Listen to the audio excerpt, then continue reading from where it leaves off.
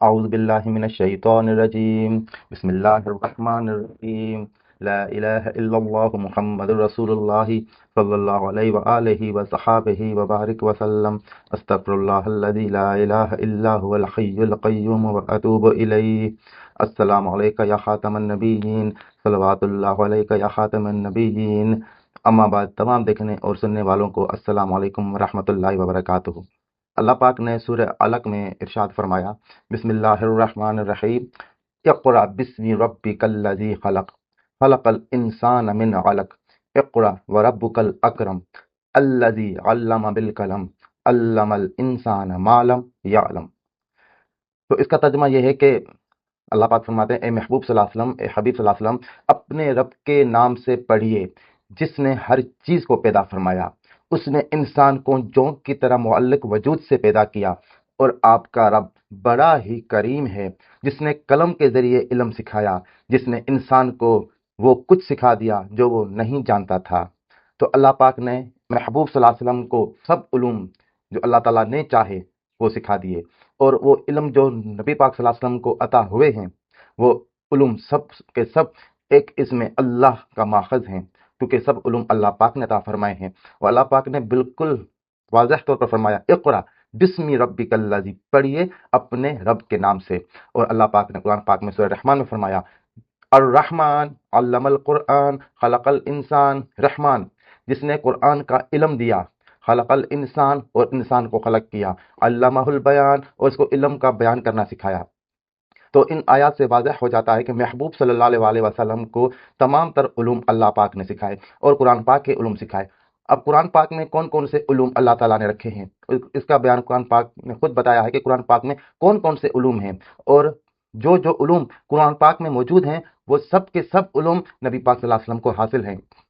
ہم یہ کرتے ہیں کہ نبی پاک صلی اللہ علیہ وسلم کے علم کو ثابت کرنے کے لیے ہم الگ دلائل لاتے ہیں، جبکہ قرآن پاک ہی نبی پاک صلی اللہ علیہ وسلم کے علم کا سب سے بڑا ثبوت ہے، کیونکہ جو جو علم قرآن پاک میں ہے اس کا مفصل اور مکمل علم نبی پاک صلی اللہ علیہ وسلم کو حاصل ہے۔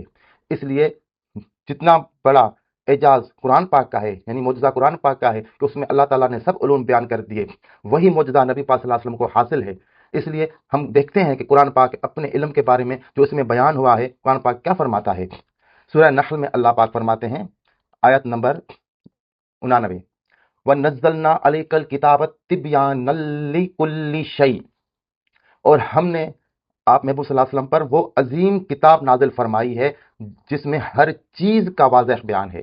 تو اس میں اللہ تعالیٰ نے کیا فرمایا، لِكُلِّ، تمام تر، شیء، اشیاء کا۔ اب جو لفظ شیء ہے اس کا اطلاق کائنات کے ہر وجود پر ہوتا ہے، ہر چیز پر ہوتا ہے۔ اور سورہ یوسف میں اللہ تعالیٰ نے 111 نمبر آیت میں فرمایا، وَتَفْصِيلَ كُلِّ شَيْءٍ، اور اس قرآن پاک میں ہر شے کی تفصیل ہے۔ اور آپ کو پہلے عرض کیا جا چکا ہے کہ چیز کا اطلاق قرآن پاک نے جو کیا ہے، اس شے سے مراد کائنات کی ہر چیز ہے، ہر شے ہے۔ اور سورہ الانعام کی آیت نمبر 38 میں، ما فرطنا فی الکتاب من شیء، اور اس کتاب نے ہم نے کوئی چیز نہیں چھوڑی، یعنی اس کتاب قرآن پاک میں ہر چیز کا بیان ہے۔ اور اسی قرآن پاک میں اللہ پاک نے فرمایا، سورہ الانعام آیت نمبر 59، ولا رطبی ولا یبسی الا فی کتاب مبین، اور نہ کوئی تر چیز ہے، تر یعنی گیلی تر چیز ہے، اور نہ کوئی خشک چیز مگر اس روشن کتاب میں، یعنی اس روشن کتاب میں ہر خشک ہر گیلی چیز کا بیان ہے۔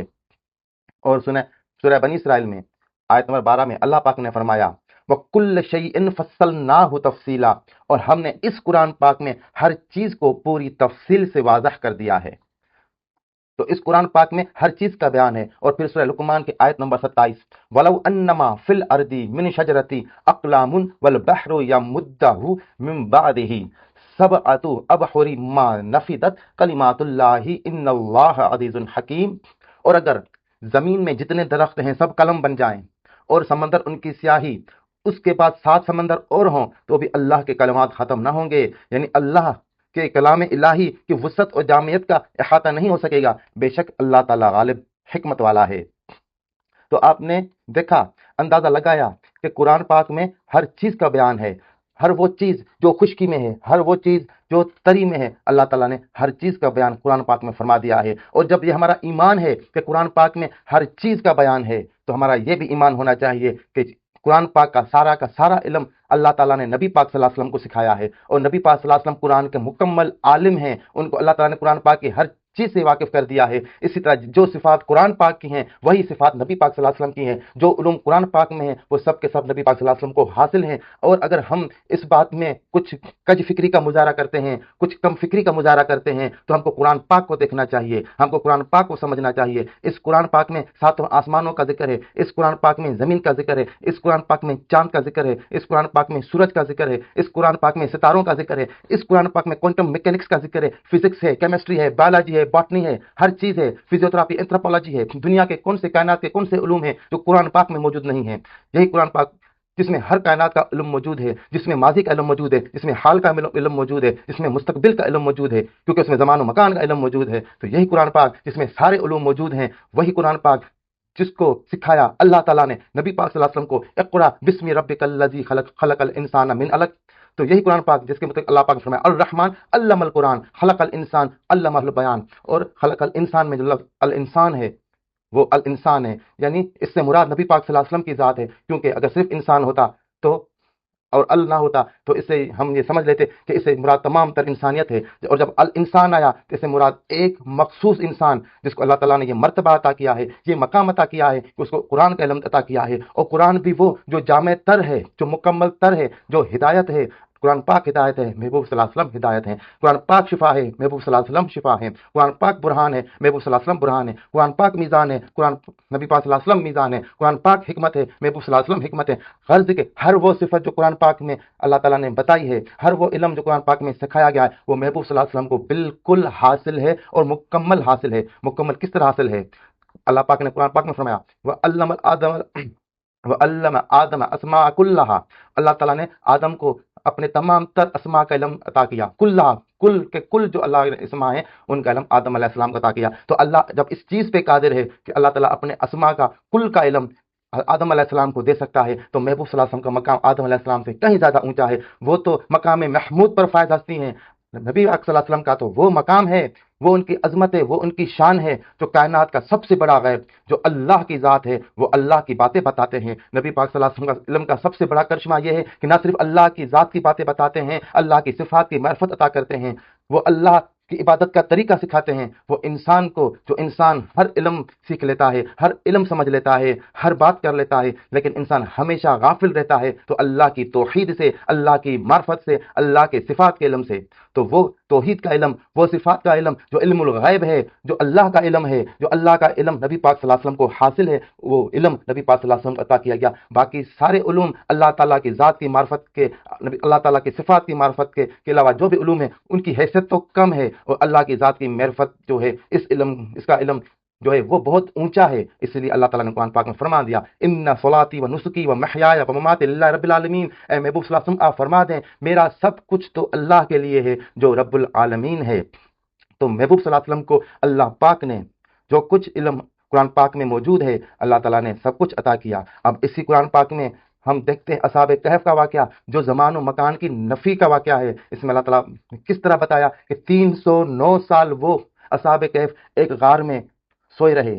تو 309 سال سونے کے بعد سورہ کہف کی آیت نمبر 19 میں ایک ان میں سے کہتا ہے قال قائل منہم کم لبثتم قالوا لبثنا یوما او بعد یوم، ان میں سے ایک کہنے والے نے کہا تم یہاں کتنا عرصہ ٹھہرے ہو؟ تو انہوں نے کہا ہم یہاں ایک دن یا اس کا بھی کچھ حصہ ٹھہرے ہیں۔ 309 سال گزرنے کے باوجود انہیں یوں محسوس ہوا کہ ابھی ایک دن بھی پورا نہیں ہوا۔ ان کے بدن بھی حشاش پشاش تھے، تر و تازہ تھے۔ یہ زمان و مکان کی تسخیر کی اعلیٰ ترین مثال ہے، اور آج کل کے دور میں جب سائنس زمان و مکان کی تحقیق پر بات کر رہی ہے تو ان میں قرآن پاک کا یہ واقعہ، اس میں جو علوم ہے اس پر تحقیق کرنی چاہیے، سمجھنا چاہیے۔ تو اللہ تعالیٰ نے خود فرمایا اسی صورت میں سورہ کہف میں آیت نمبر 17 میں وَتَرَى الشَّمْسَ إِذَا طَلَعَتْ تَزَاوَرُ عَنْ كَهْفِهِمْ ذَاتَ الْيَمِينِ وَإِذَا غَرَبَتْ تَقْرِضُهُمْ ذَاتَ الشِّمَالِ وَهُمْ فِي فَجْوَةٍ مِّنْهُ، اور پھر اصحاب کہف کے ساتھ زمان و مکان کی ایسی ترتیب ہوئی کہ جب سورج طلوع ہوتا تو ان کے غار سے دائیں جانب سے ہٹ جاتا، اور جب غروب ہونے لگتا تو ان سے بائیں جانب سے کترا جاتا، وہ اس غار کے کشادہ میدان میں لیٹے رہے۔ یعنی اللہ تعالیٰ نے وہاں زمان و مکان کی ایسی نفی کر دی کہ وہاں جب سورج طلوع ہوتا تو وہ وہاں سے ہٹ جاتا، جب سورج غروب ہوتا تو وہاں سے ہٹ جاتا۔ یہ جو کائنات کی تسخیر، یہ زمان و مکان کے جو اسرار ہیں، یہ قرآن پاک نے بیان کر دیے۔ اور اللہ پاک نے اسی طرح قرآن پاک میں کتنے علوم بیان کیے۔ بسم اللہ الرحمن الرحیم، قل اعوذ برب الفلق، کہو کہ میں پناہ لیتا ہوں اس رب کی جو فلک کا رب ہے۔ اب فلک کی کیا معنی ہے؟ فلک کی معنی ہے کسی چیز کو پھاڑ کے پیدا کرنا، جیسے بیج ہوتا ہے، بیج میں سے کومپل پھوٹ کے نکلتی ہے، جیسے اندھیرے میں سے روشنی پھوٹ کے نکلتی ہے، جیسے کسی انڈے سے مرغی کا بچہ پھوٹ کے نکلتا ہے۔ تو کائنات کا سب سے بڑا راز کیا ہے کہ جب بھی تخلیقی عمل ہوتا ہے تو تخلیقی عمل میں جو چیز پیدا ہوتی ہے وہ پھوٹ کے پیدا ہوتی ہے۔ چاہے آپ اس کائنات کی تخلیق کا راز لیں، بگ بینگ تھیوری، تو کائنات بھی ایک نقطے سے پھٹ کر نکلی ہے اور پھر پھیلتی چلی جا رہی ہے۔ تو چاہے بیج ہو، چاہے انڈا ہو، چاہے کائنات ہو، وہ اس فلک کے راز میں مقید ہیں۔ ایک لفظ بیان ہوا کہ کہہ دو کہ میں اس رب کے پناہ میں آتا ہوں جو فلک کا رب ہے، اور فلک کی معنی جو ہم نے پہلے ہی بیان کر دی۔ تو اس قرآن پاک کے ایک ایک لفظ میں کائنات کے اتنے بڑے بڑے راز چھپے ہیں۔ تو یہ سب علوم نبی پاک صلی اللہ علیہ وسلم کو حاصل ہیں۔ قرآن پاک کے ایک ایک حرف کا علم، ایک ایک لفظ کا علم نبی پاک صلی اللہ علیہ وسلم کو حاصل ہے۔ ہم یہ نہیں کہہ سکتے کہ نبی پاک صلی اللہ علیہ وسلم کو فلاں علم حاصل نہیں، فلاں علم حاصل نہیں۔ قرآن پاک کے سارے علوم نبی پاک صلی اللہ علیہ وسلم کو حاصل ہیں۔ وآخر دعوانا ان الحمد للہ رب العالمین۔